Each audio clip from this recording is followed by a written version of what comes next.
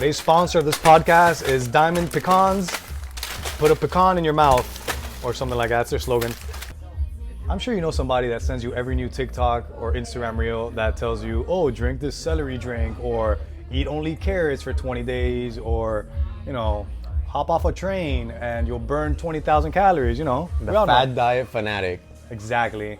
Those people are always trying to hop on the latest thing, and they swear by this, even though they just started doing it a week ago, because somebody on Instagram got good results.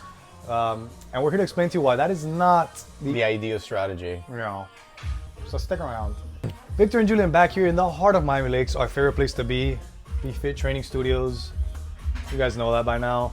And if you don't know, now you know. So talk to us. Why are fad diets such a bad idea? Well, I feel like it's the whole shiny object syndrome, which is just human nature. You know, it's something new comes out, it's exciting, it sounds promising.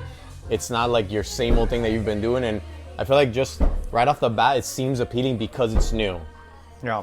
And it doesn't seem, I feel like it's going to be as daunting as something that you know, we all know exercise isn't a one-day solution. It's not a week solution. I feel like people are daunted by the idea of, shit, I have to stick with this tough regimen for probably forever. And I don't think that sits well with too many people. Well, I feel like that has to do a lot with marketing, right? Because when something new like that comes out, usually the people selling it to you or evangelizing for it, they are making it seem like it's easy, it's accessible. That's just part of making it appealing. So I feel like a lot of that blame goes to whoever's marketing those products or diets or workout programs, because of course they're gonna sell it to you as like the next hot thing, but also like you're not gonna have to work as hard, or results might come faster. That's usually the way it goes. Yeah, like those 5-minute abs, or Mike Chang, baby. Damn. That's my boy. Damn. Shout out Mike Chang. Sorry, Changy. Or the ones that are like, oh, you don't have to do anything, just sit here and this machine is gonna vibrate you. Like, realistically, you know in your heart of hearts that that's not gonna do anything, but you're hopeful. I guess those people have a lot of hope that it's gonna work. Yeah, when you say those people, I feel like we're all prone to that. You know, it's like, it just, something that comes out new just seems exciting. Here's an embarrassing confession. When I was like 11 or 12, our dad had a little muscle stimulator, those electroshocks, and I would put it on my abs, and I would crank it up to the highest. Remember that? And I would crank it up to the highest thing, because I felt like those contractions would give me abs. You would do that though. Yeah, spoiler alert, it didn't. I have shit abs. The funny thing about all these trends and diets and programs and companies that they're swearing that this way is the way, is that when it all comes down to it, if you're seeing results from it, it's because of the same things that every fitness professional preaches. You're probably moving more, you're exercising more, burning more calories, and you're eating at a calorie deficit. That's all it is. But I might package it to you in a nice little shake with a nice little branding on it, with a bunch of, it has all these minerals and vitamins and all these things, and you drink one shake a day. Really, you're just skipping breakfast, your high-calorie breakfast, and all of a sudden you're gonna lose weight. And then what happens is the placebo effect of, I'm taking something, so I'm gonna be like on point with my exercise. I'm gonna sleep better. Like, it all comes together, and then voila, you see results, and you're like, oh, it was the shake. It was the life. Life. Oh my god, I can't believe life. You know, I actually haven't heard from it in a while. Me neither. It was the hottest thing 5-6 years ago. Yep. You couldn't talk to somebody that was working out or had lost weight that's not going to try to sell you. Remember those Herbalifers that... Said it. Is it Herbalife or Herbalife? Herbalife. At least once a podcast to me asked me something like that. Yeah. How do you pronounce this word? Yeah. No, but those people were they are expert salespeople. There was one across the way, that we were going like space to space, introducing ourselves. Before I knew it, I was sitting down being sold their pitch, and I'm the one trying to go in, and they gave me a shake and everything. I'm there drinking the shake. I'm like, oh shit, I'm getting got right now. I'm in. But I was not in.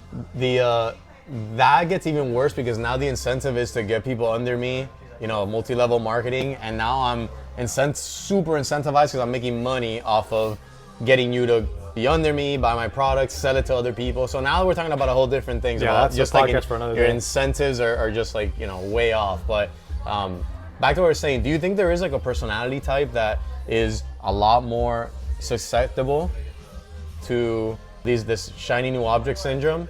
I do definitely think that, but I can't pinpoint exactly which one it is, because I know a lot of different people that go through it, and sometimes they'll find their one thing that they actually like. Like, I know a few of them that will try every trend, but they like running, and they'll always go back to revert to like running or something. But usually it's the ones that I know don't. that person.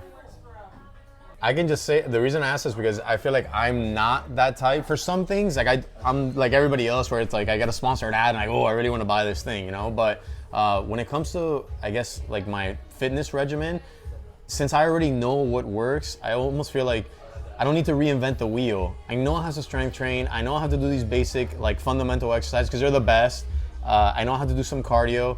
Now how I do that, I've found my way, and it's like I don't feel like I need to. Like I see something, I'm like, okay, like it's just a different way of doing the same thing that I already doing that I'm fine with. Like I don't really need a change in that part of my life, but I can see how other people would be like, yeah, wow, that looks cool. Like I saw something the other day where it was, I told you about it. It's a place that opened up that's like a fitness studio, but it's a giant pool, and you sit in these like inflatable like stand-up paddleboard things, and then they throw waves at you, and then you have to do squats while riding this wave on the thing. And then, dude, super popular, ton of shares, millions of views, and I can just see people saying to each other, "We should do this. This is great." And I'm just thinking, "Que con mi día." For those who don't know what that is, what shit eatery? It's like, why? Why am I gonna go there, get in the pool, get on the shaky Plus, thing, realistically, and just to do body weight squats? You're not really actually doing any weight. Oh, is that the stability? Of Stability course, makes you work harder. Yeah. I think, and realistically, how long are you gonna do that for?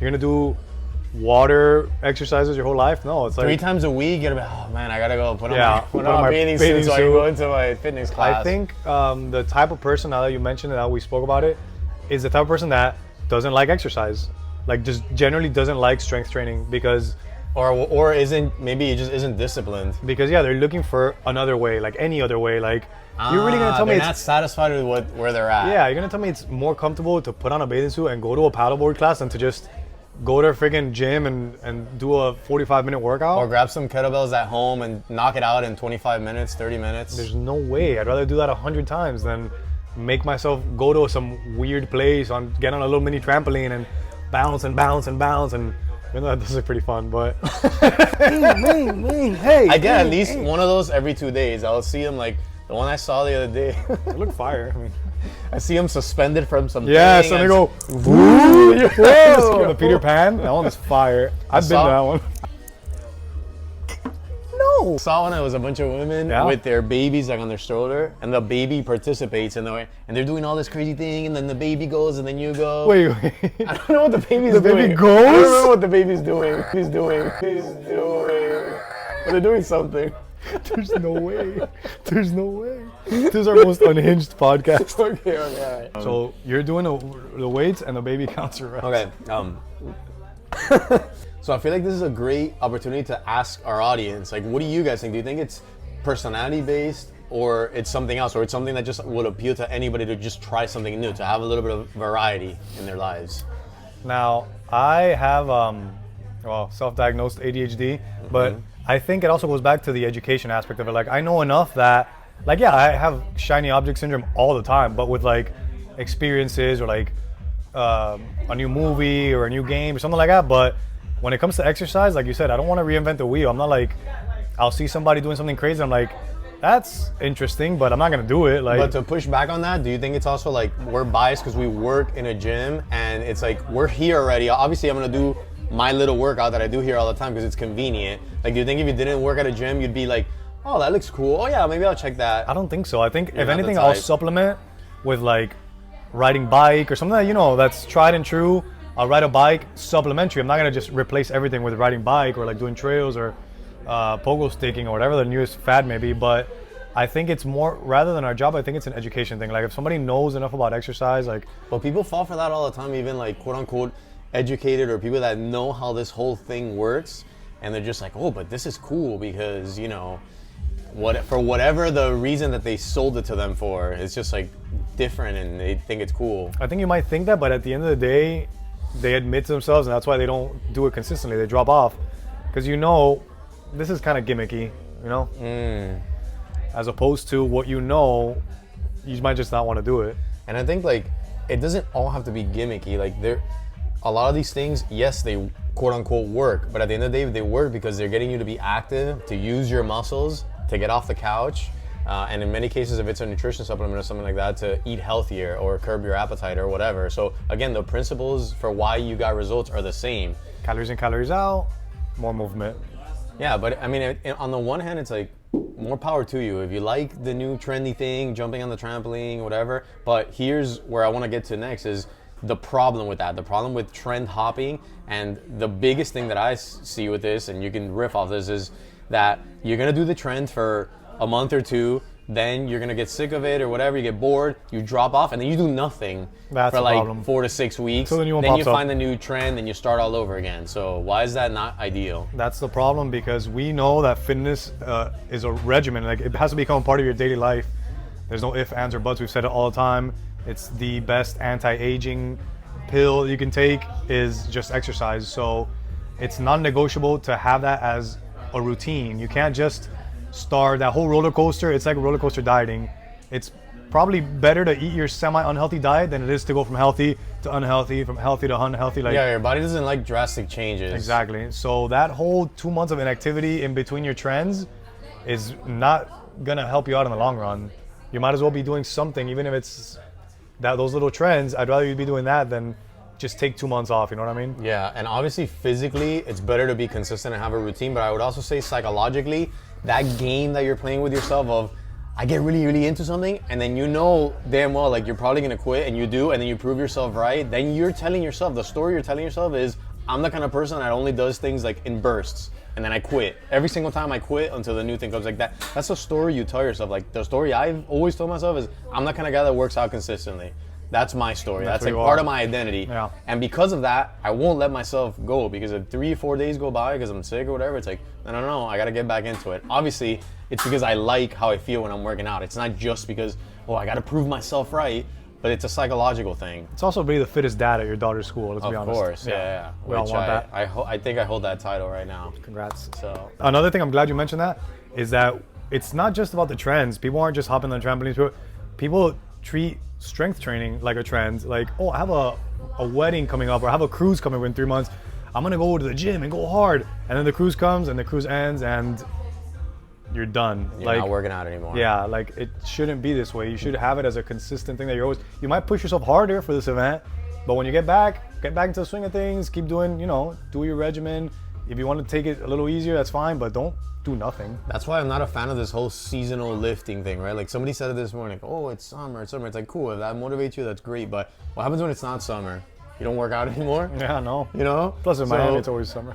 Yeah, so it's like, okay, cool that this is motivating you because, I want to look better at the beach or whatever. You're going to have less articles of clothing on, but like, that should not be the reason why you're working out. No, Sure. If it pushes you to maybe go a little bit harder, I'm all for that, but I just don't like that mentality of, it's summer, so let me work out for this. But then when, fall hits, it's like, all of a sudden now I'm covered up, so I don't have to work out anymore. It's a crazy way to think about it. Yeah.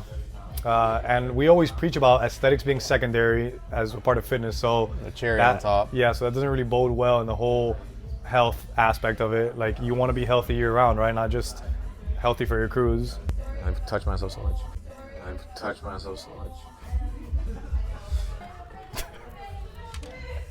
What advice would you give? So my original question that I had for you, that I came up with myself, is if you had to give advice to these trend hoppers or these seasonal lifters, what would you tell them?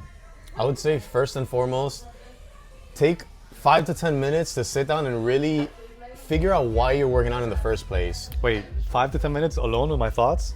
No, thank you. Unheard of, right? No, thank you. What are you, a monk? Yeah, no thanks. But seriously, you want to figure out what's the deeper reason, because if it's a superficial reason, or if you haven't really thought it through, it's not enough. It's not deep enough to motivate you to do something. Like, we're only gonna do hard things if you have a deep enough reason to do it. Back against the wall. Either back against the wall, or like, this is really important to me, because that's just like what motivates us humans, right? So what I would say is just sit down and like, why do I really want to do this? Okay, I want to get fit and it can't be because I want to look better in a bikini. That can't be your only reason. Naked. I want to look good naked. That's great and all. I'm not hating on that. I'm we one all of do. those. We all do. But there has to be something deeper. There has to be something that's going to motivate you to stick to something a little bit longer term. Maybe make a commitment with yourself. Maybe say, look, I'm going to, like we talk about all the time, I'm gonna do the minimum. I'm not gonna say I'm gonna work out 5 days a week for an hour, but I'm gonna stick with this until the end of the year, you know? 6 months. I'm gonna do this for 6 months. That's it. Then after 6 months, I have permission to try something else. But let me just try something for the long haul and see what kind of results I get. But again, I think having a deeper reason to why you're training and working out, I think would help. I think that's good advice. I also think it's good to analyze what you're doing. Like you said, sit for 5 minutes and think, okay, if I have this celery juice every morning, it's gonna help me, whatever you might think it does, kickstart my metabolism, whatever you think it might do. Think about it for yourself, like analyze it. Am I gonna be doing this every single morning for 6 months? Odds are you're not. Like realistically, you're not. If you're one of those people that can stick to that, more power to you. But if you are, then you're probably not one of these trend hoppers. Like we know people that have gone on keto and they stick to it and it works for them and they have butter in their coffee. I can't do it, but Who does that long term? I mean, I don't know anyone 6 who months, does keto 6 long months, term. 6 months. I call long term, and then they, Yeah, because some of them are so extreme that you just can't do yeah. So for like long periods of time. Yeah. So and think that again, to if you do yourself. it with the mentality of, oh, I'm gonna do this for 6 weeks to kickstart my metabolism or whatever, then it's like, okay, you better have a plan after those 6 weeks. Because Yeah. odds are you're just gonna go right back, you know, to your old habits. I think it's a good point though. What you're saying is, can I see myself doing this long term? Which, if you're that type of person, wouldn't you lie to yourself and say, yeah, Of course, this carrot for juice. sure. It's like Yeah. when you get the new car, like this one I can keep. Exactly. I can keep this car for a long time, and then 2 years later, you're like, I want a new car. Yeah. I mean, the shiny objects get us. We live in a world that everything comes at you really fast. So I think it's hard to find something you like and really stick with it. Life comes at you fast. If you don't stop and look around every once in a while, you just might miss it. Ferris Bueller. Or something like that. That's The Godfather. Have you ever fallen victim to any of these trends? Comment them. I would love to know. I'm always curious about what people are doing. I like when people come in and tell me like, oh, have you seen this thing that if you eat a carrot whole without chewing it, you'll burn more calories? Julian taught me that one. It works. So I'm curious, which other ones do you have? Oh, Pepe! There he is! Pedro, of course. What's Pepe? With that being said, if you are to hop on a trend, make sure it's a healthy one. Don't hurt yourselves. Hot yoga. Damn. Is that too mean?